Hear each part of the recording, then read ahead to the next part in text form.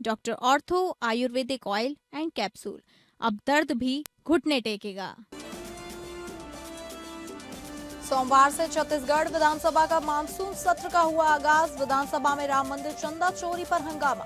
भूपेश बघेल बोले, लोगों ने चंदा दिया, डकैती पड़ गई। विधानसभा अध्यक्ष डॉक्टर रमन सिंह ने कहा, राज्य का विषय नहीं, कार्यवाही स्थगित। मंगलवार को कांग्रेस लाएगी अविश्वास प्रस्ताव।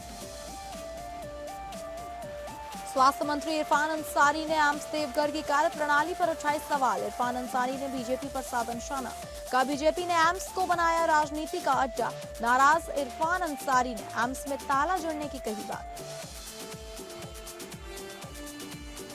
प्रहार जनशक्ति पार्टी के नेता बच्चू कडू के बयान पर रवि राणा ने किया पलटवार। कहा, फडणवीस के नेतृत्व पर जनता का अटूट विश्वास।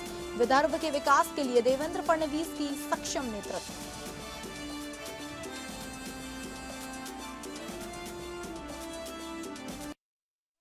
सभी का बहुत स्वागत है स्टेट लाइव में और मैं हूं आपके साथ अंकिता सिंह। स्टेट लाइव की शुरुआत करेंगे छत्तीसगढ़ से। छत्तीसगढ़ विधानसभा का मानसून सत्र सोमवार से शुरू हुआ। मानसून सत्र में राम मंदिर के चंदे में कथित गड़बड़ी के मुद्दे पर जमकर हंगामा हुआ। कार्यवाही शुरू होते ही नेता प्रतिपक्ष डॉक्टर चरणदास महंत समेत कांग्रेस विधायक चंदा चोरी के पोस्टर लेकर सदन पहुंचे। महंत ने आरोप लगाया कि राम भक्तों की आस्था के साथ धोखा हुआ। इस पर संसदीय कार्य मंत्री अजय चंद्रकर ने कहा कि यह विधानसभा और राज्य सरकार के अधिकार क्षेत्र का विषय नहीं है। विधानसभा अध्यक्ष डॉक्टर रमन सिंह ने स्थगन प्रस्ताव को छत्तीसगढ़ से संबंधित नहीं होने के कारण अस्वीकार कर दिया।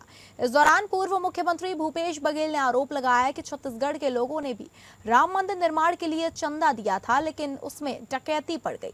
इससे पहले प्रश्नकाल में विधायक लता उसेंडी ने कोड़ा गांव स्थित शहीद महेंद्र कर्मा विश्वविद्यालय में बीएड डीए पाठ्यक्रम संचालित नहीं होने और रिक्त पदों पर मुद्दा उठाया। सत्र की शुरुआत तीजन बाई को श्रद्धांजलि देने के साथ हुई। मुख्यमंत्री विष्णुदेव साय बोले, तीजन बाई का जीवन संघर्षों से भरा रहा। उन्होंने पंडवानी गायन से छत्तीसगढ़ को विश्व भर में पहचान दिलाई। सत्र के दूसरे दिन यानी कल कांग्रेस सरकार के खिलाफ अविश्वास प्रस्ताव लाएगी। विधानसभा में भाजपा के स्पष्ट बहुमत के कारण प्रस्ताव के पारित होने की संभावना नहीं है।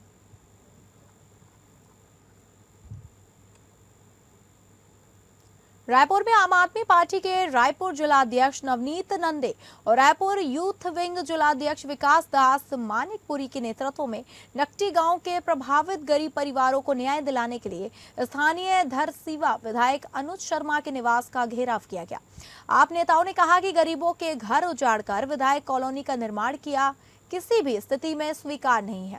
जनप्रतिनिधियों का सम्मान जनता के विश्वास से होता है, गरीबों का आशियाना छीन कर नहीं। आपकी मांगे हैं कि प्रभावित परिवारों का सम्मानजनक पुनर्वास किया जाए। चरागाह भूमि पर प्रस्तावित विधायक कॉलोनी के निर्णय पर पुनर्विचार किया जाए। गरीब, मजदूर, महिलाओं, बच्चों एवं बुजुर्गों के अधिकारों की रक्षा सुनिश्चित की जाए।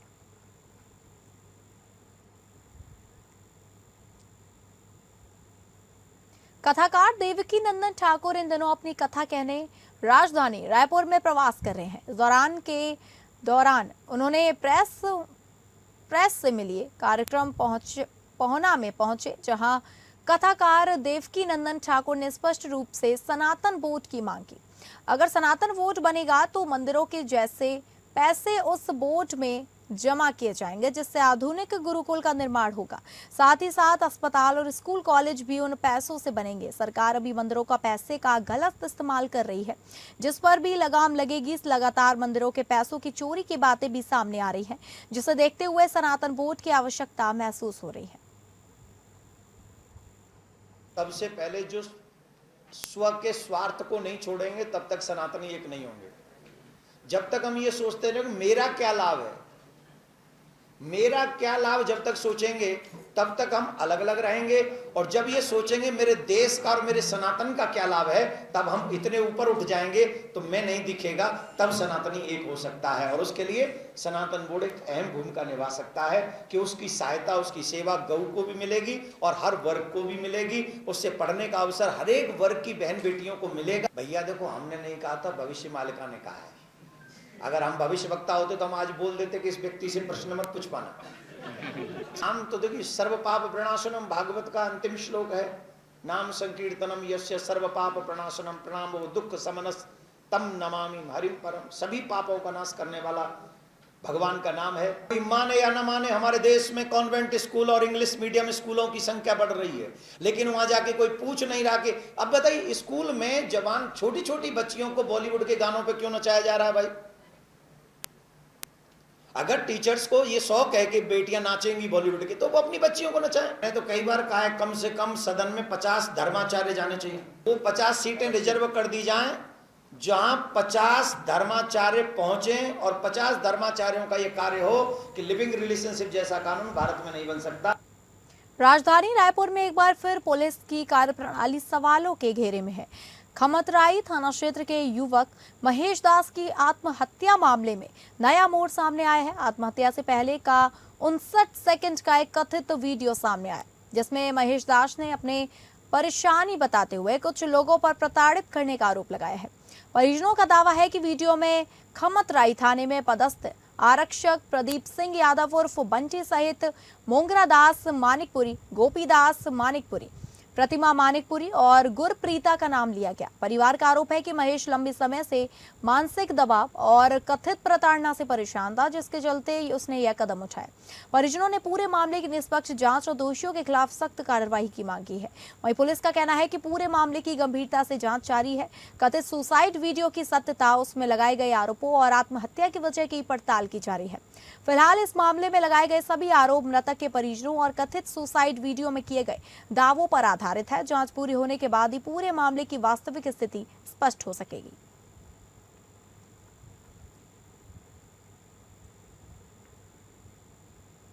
रायपुर के एक नौजवान लखन यादव ने गौ सेवा और राष्ट्र सेवा के नाम पर ऐतिहासिक पदयात्रा 1600 किलोमीटर की, जिसमें पदयात्रा राजधानी रायपुर से शुरू हुई और नेपाल में खत्म हुई, जहां पशुपतिनाथ में भगवान भोलेनाथ से प्रार्थना की और सकुशल वापस लौटे।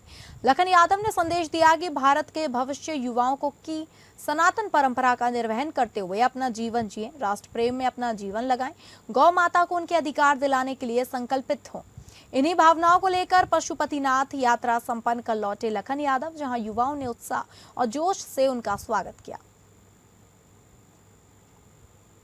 हमारी यात्रा थी, जो 33 दिन की यात्रा थी, 2 जून को निकले थे और 8 जून को दर्शन हुए हैं। और यात्रा में तो उतार चढ़ाव बहुत मिले देखने को। कभी कभी मन ऐसा लग रहा था कि कहाँ आ गए हैं, लेकिन जैसे जैसे आगे बढ़ते थे राम राम राम राम का नाम लेते लेते लेते लेते कड़ी से कड़ी धूप 45-46-47 डिग्री कैसे रास्ते में उसका सामना करे, कुछ भी पता नहीं चला। प्रभु का नाम लेते लेते, और जिस उद्देश्य से गए थे, गौ माता के सम्मान के लिए और विश्व के कल्याण के लिए, और हमारे जो भारत के वीर जवान हैं उनके कल्याण के लिए। हमारी यात्रा तो 6 दिन की ही रही। भाई का साथ देने के लिए हम लोग पिछले वर्ष की बात इस वर्ष भी गए थे। भाई के छाव में भाई का जो संकल्प है, भाई का जो प्रभु के प्रति भक्ति है, उसे देखकर हमें ये 200, 250, 300 किलोमीटर ऊंचे ऊंचे पहाड़ भी छोटे छोटे लगने लगे। और एक जो युवा साथी है, इसका केवल हम साथ देने गए। खबरों में आगे बढ़ेंगे और बात करेंगे झारखंड की। श्रावणी मेला को लेकर स्वास्थ्य विभाग अपनी तैयारियों को अंतिम रूप देने में जुटा है। इसी कड़ी में राज्य के स्वास्थ्य मंत्री इरफान अंसारी ने देवघर सदर अस्पताल और जिले के निजी अस्पतालों का औचक निरीक्षण किया। निरीक्षण के दौरान उन्होंने अधिकारियों को निर्देश दिया कि श्रावणी मेला के दौरान स्वास्थ्य सेवाओं में किसी भी प्रकार की लापरवाही बर्दाश्त नहीं की जाएगी। स्वास्थ्य मंत्री ने पिछले वर्ष श्रावणी मेला के दौरान हुए सड़क हादसों का उल्लेख करते हुए कहा कि इस बार ऐसी घटनाओं से बचने के लिए सभी व्यवस्थाएं पहले से अधिक सुदृढ़ रखी जाए। उन्होंने कहा, लाखों श्रद्धालुओं के आगमन को देखते हुए सरकारी और निजी अस्पतालों को पूरी तरह तैयार रहना होगा। निरीक्षण के दौरान इरफान अंसारी ने एम्स देवघर की कार्य प्रणाली पर भी सवाल उठाए। उन्होंने कहा, श्रावणी मेला के दौरान केंद्र सरकार के स्वास्थ्य संस्थानों की भी महत्वपूर्ण जिम्मेदारी है। एम्स इलाज के लिए बना है, राजनीति के लिए नहीं। यदि वहां मरीजों का समुचित इलाज नहीं होगा और केवल रेफर किया जाएगा तो एम्स की स्थापना का उद्देश्य ही सवालों के घेरे में आ जाएगा। वहीं स्वास्थ्य मंत्री ने बिना किसी का नाम लिए भाजपा के नेताओं पर निशाना साधते हुए आरोप लगाया कि एम्स में राजनीतिक गतिविधियां आयोजित की जाती हैं। उन्होंने चेतावनी दी कि एम्स को राजनीति का अड्डा नहीं बनने दिया जाएगा। यदि वह राजनीति का अड्डा बनेगा तो वह सख्ती दिखाएंगे और एम्स में ताला जुड़ने का काम करेंगे। साथ ही कहा कि संस्थान के प्रबंधन पर भी राजनीतिक दबाव रहने की बात सामने आती है, जो दुर्भाग्यपूर्ण है। स्वास्थ्य मंत्री के इस बयान के बाद राजनीतिक हलकों में चर्चाएं तेज हो गई हैं और इसे स्थानीय स्तर पर एक राजनीतिक बयान के रूप में देखा जा रहा है।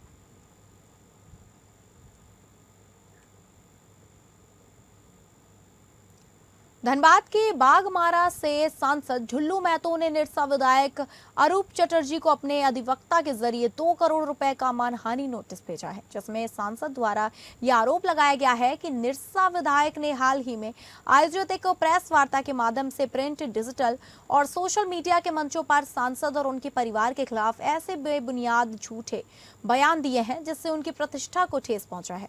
वहीं विधायक को मिले नोटिस के मुताबिक उन सभी आरोपों का व्यापक स्तर पर प्रसारण और प्रकाशन हुआ है, जिससे सांसद की सामाजिक, राजनीतिक और सार्वजनिक छवि को नुकसान पहुंचा है। आपको बता दें कि सांसद झुल्लू महतो का यह भी पक्ष है कि उन पर लगाए गए सभी आरोप तथ्यों और साक्ष्यों पर आधारित नहीं है। विधायक को मिले कानूनी नोटिस में कहा गया है कि उनके इन बयानों के कारण सांसद और उनके परिवारों को मानसिक पीड़ा, सामाजिक असहजता और मानहानि का भी सामना करना पड़ा। साथ ही नोटिस में अरूप चटर्जी से 7 दिनों के अंदर बिना किसी शर्त के सार्वजनिक लिखित माफी मांगने के 8-7 सभी आरोप का खंडन करने और इससे संबंधित सभी वीडियो, पोस्ट व अन्य सामग्री को सोशल मीडिया सहित सभी प्लेटफॉर्म से हटाने की मांग की गई है। साथ ही उन्होंने चेतावनी भरे लहजे में कहा कि भविष्य में भी यदि कोई उनकी छवि को निराधार आरोप के जरिए नुकसान पहुंचाने का प्रयास करेगा तो उसके खिलाफ कानून के तहत कार्रवाई की जाएगी। नहीं, देखिए, हमारे पास भी लोग आए थे और पूरी रेवानी समाज आए थे, जो जमीन जो है वो जबरन उसको कब्जा करना चाहते हैं। जो 10 करोड़ की जमीन है उसको 3 करोड़ में लेना चाहते हैं और ये भी बोला गया जो अगर तुम लोग नहीं दोगे तो पुलिस को 20 लाख दे के हम जमीन हथिया लेंगे। और वो देखा भी गया, जो पुलिस वहाँ रात को करीब 11 गाड़ी पुलिस जाके महिलाओं को मारपीट किया, जो पिलर बनाए थे वो तोड़ दिया। खान का बहुत बड़ा शूटर है, ये प्रिंस खान का शूटर है, देख लीजिए आप लोग। अरूप चटर्जी जी, माननीय विधायक जी, सबसे ईमानदार निष्ठावान विधायक जी, बताए कि ये कौन है और इसका संरक्षण कौन दे रहा है।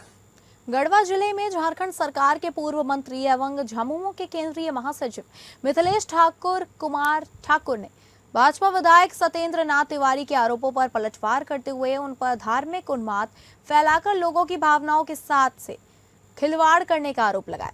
गढ़वा स्थित अपने आवास पर उन्होंने एक प्रेस कॉन्फ्रेंसिंग को संबोधित करते हुए बीजेपी विधायक की मानसिकता पर कड़ा सवाल उठाया और ये कहा कि विधायक द्वारा 2 व्यक्तियों की लड़ाई को धार्मिक एवं जातीय रंग दिया जा रहा है। आपको बता दें कि गढ़वा विधायक ने मीडिया के सामने आकर कई दफा पूर्व मंत्री को अपराधी कह दिया, जिस पर भड़कते हुए मिथिलेश ठाकुर ने चेतावनी भरे लहजे में कहा, यदि कोई उनका अपना खून, अपना सगा भी गलत करेगा तो वह उसे बर्दाश्त नहीं करेंगे। उन्होंने यह भी आरोप लगाया कि चुनाव में जमीन माफियाओं ने सत्येंद्र नाथ तिवारी को मोटा चंदा दिया और अब वे वसूली में लगे हैं। इसी तरह गढ़वा एसपी से पूर्व मंत्री ने कहा कि वे इस मामले की जड़ तक जाएं और जमीन माफियाओं को समाप्त करें। इस बारे में उन्होंने आईजी, डीआईजी से भी कहा कि असली नकाबपोश माफियाओं का चेहरा उजागर कर जिला बदर किया जाए। आप लोगों ने भी उस वीडियो को देखा है और मिथिलेश ठाकुर पिटवाया है, ये हम नहीं कह रहे हैं, रूपम चंद्रवंशी ने कहा। और उससे भी ज्यादा मिथिलेश ठाकुर को बोलिए कि तेरा प्रखंड अध्यक्ष वहां पर था कि नहीं जब पिटा रहा था चंद्रवंशी लड़का।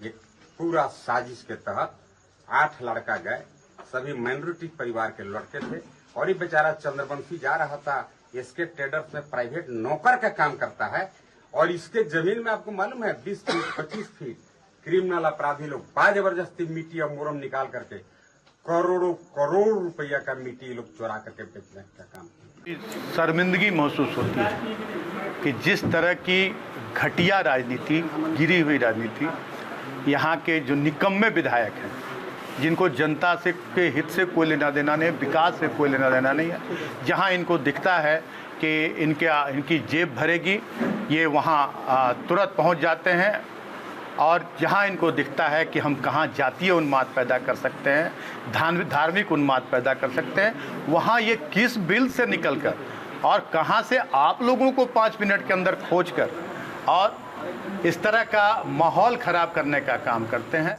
भाजपा प्रदेश प्रवक्ता अजय शाह ने रविवार को रांची स्थित पार्टी कार्यालय में एक प्रेस वार्ता को संबोधित करते हुए झारखंड सरकार के कौशल विकास मिशन सोसाइटी पर गंभीर आरोप लगाए हैं।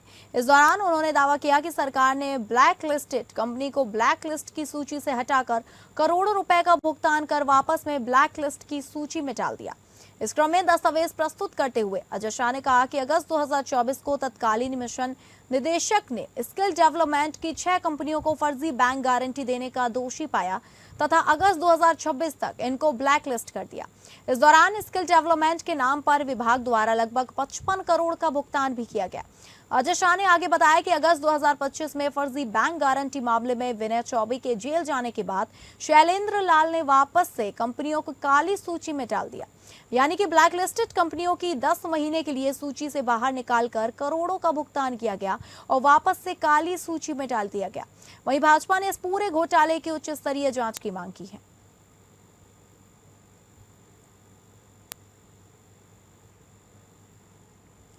धनबाद में जिला विधिक सेवा प्राधिकरण की ओर से आयोजित मेगा लीगल एम्पावरमेंट कैंप जनसेवा और न्याय का बड़ा मंच बनकर सामने आया। बीसीसीएल के अन्नपूर्णा भवन में रविवार को आयोजित इस कार्यक्रम में करोड़ों रुपए की परिसंपत्तियों का वितरण किया गया। मुआवजा, नियुक्ति पत्र, सरकारी योजनाओं का लाभ और विधिक सहायता एक ही मंच से सैकड़ों लोगों तक पहुंचाई गई। कार्यक्रम में न्यायपालिका, जिला प्रशासन और बीसीसीएल के अधिकारियों ने लोगों को उनके अधिकारों के प्रति जागरूक रहने का संदेश दिया। अधिकार आपका, प्रयास हमारा अभियान के तहत आयोजित इस मेगा कैंप में प्रधान जिला एवं सत्र न्यायाधीश निकेश कुमार सिन्हा ने विभिन्न विभागों के चयनित लाभुकों के बीच करोड़ रुपए मूल्य की परिसंपत्तियों का वितरण किया। कार्यक्रम में बीसीसीएल के CMT Manoj Agarwal, city SP Ritwik Srivastava, ग्रामीण एसपी अपर समाहर्ता प्रदीप कुमार शुक्ला, धनबाद बार एसोसिएशन के पदाधिकारी, न्यायिक अधिकारी तथा विभिन्न विभागों के अधिकारी मौजूद रहे। कार्यक्रम स्थल पर विभिन्न सरकारी विभागों के स्टॉल लगाए गए, जहां लोगों को सरकारी योजनाओं की जानकारी देने के साथ साथ मौके पर ही आवश्यक परामर्श और सहायता की उपलब्ध कराई गई। प्रधान जिला एवं सत्र न्यायाधीश ने सभी स्टॉलों का निरीक्षण किया और लाभुकों से सीधे संवाद कर उनकी समस्याएं भी सुनी। इस दौरान प्रधान जिला एवं सत्र न्यायाधीश निकेश कुमार सिन्हा ने कहा कि जिला विधिक सेवा प्राधिकरण गरीब, वंचित और जरूरतमंद लोगों तक निःशुल्क एवं त्वरित न्याय पहुंचाने के लिए पूरी प्रतिबद्धता से काम कर रही है। उन्होंने बताया 90 दिवसीय विधिक जागरूकता अभियान के तहत गांवों, पंचायतों और विद्यालयों में लगातार शिविर आयोजित कर लोगों को उनके अधिकारों के प्रति जागरूक किया जा रहा है। बीसीसीएल के सीएमटी मनोज अग्रवाल ने कहा कि सामाजिक उत्तरदायित्व के तहत बीसीसीएल हमेशा समाज के कमजोर वर्गों के साथ खड़ा है। वहीं सिटी एसपी ऋत्विक श्रीवास्तव ने कहा कि ऐसे शिविर यह सुनिश्चित करते हैं कि कोई भी पात्र व्यक्ति सरकारी योजनाओं के लाभ से वंचित न रहे और प्रशासन भविष्य में भी ऐसे जनहितकारी कार्यक्रम जारी रखेगा।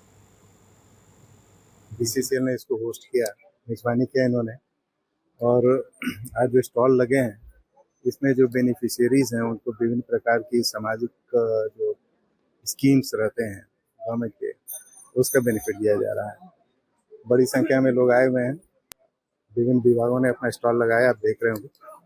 और हमारी जो विधिक सेवा प्राधिकार है वो इस दिशा में लगातार कार्यरत है कि लोगों तक उनको जो लाभुक हैं उनको इसका लाभ मिल सके। सामूहिक जिला प्रशासन के द्वारा, लीगल डिपार्टमेंट के द्वारा, बीसीसीएल के द्वारा इस कार्यक्रम में, जैसा कि हमारे चीफ गेस्ट साहब ने बताया, ये एक आयोजन है जहाँ नियुक्तियाँ भी दी गई हैं, ट्राईसाइकिल भी बांटा गया है और साइकिल भी दी गई है और इस तरह का प्रदर्शन आप देख रहे हैं जिससे कि अधिक से अधिक लोग बेनिफिट उठा रहे हैं। अब बात करेंगे महाराष्ट्र की, जहां महाराष्ट्र के मुख्यमंत्री देवेंद्र फडणवीस के नेतृत्व पर राज्य की जनता, किसानों और आम नागरिकों का पूरा विश्वास है। यह बात विधायक रवि राणा ने मुख्यमंत्री बदलने की चर्चाओं पर प्रतिक्रिया देते हुए कही। उन्होंने कहा, महाराष्ट्र को विकास की गति देने और राज्य को मजबूत बनाने के लिए देवेंद्र फडणवीस ही सबसे सक्षम मुख्यमंत्री हैं। रवि राणा ने कहा कि विदर्भ के सर्वांगीण विकास और क्षेत्र को नंदनवन बनाने की क्षमता केवल देवेंद्र फडणवीस में है। उन्होंने दावा किया कि महाराष्ट्र की जनता, किसान और आम लोग जात पात से ऊपर उठकर फडणवीस के साथ मजबूती से खड़े हैं। प्रहार जनशक्ति पार्टी के नेता बच्चू कडू के बयान पर पलटवार करते हुए रवि राणा ने कहा कि कुछ लोग अपने राजनीतिक स्वार्थ या किसी को खुश करने के लिए फडणवीस को केंद्र की राजनीति में भेजने और नया मुख्यमंत्री बनाने जैसी बातें कर रहे हैं, लेकिन ऐसी चर्चाओं का कोई जनाधार नहीं है। रवि राणा ने विश्वास जताया कि जब तक महाराष्ट्र की जनता देवेंद्र के साथ है, तब तक उनके नेतृत्व को कोई चुनौती नहीं दे सकता।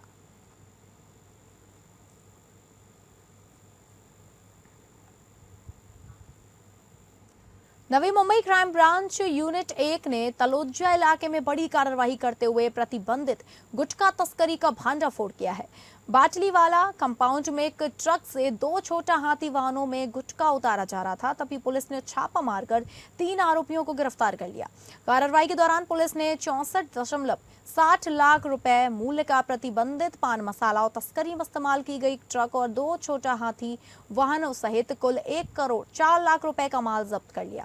पुलिस के अनुसार मुख्य आरोपी करण राम सालुंखे के खिलाफ नवी मुंबई और ठाणे में गुटखा तस्करी समेत गंभीर प्रकृति के 8 आपराधिक मामले दर्ज हैं। प्रारंभिक जांच में सामने आया कि प्रतिबंधित गुटखा मध्य प्रदेश से लाकर मुंबई और नवी मुंबई में सप्लाई किया जाता था। इस मामले में तलोजा पुलिस थाने में मामला दर्ज किया गया। अदालत ने तीनों आरोपियों को 5 दिन की पुलिस हिरासत में भेज दिया और मामले की आगे की जांच Navi Mumbai crime branch unit 1 द्वारा की जा रही है।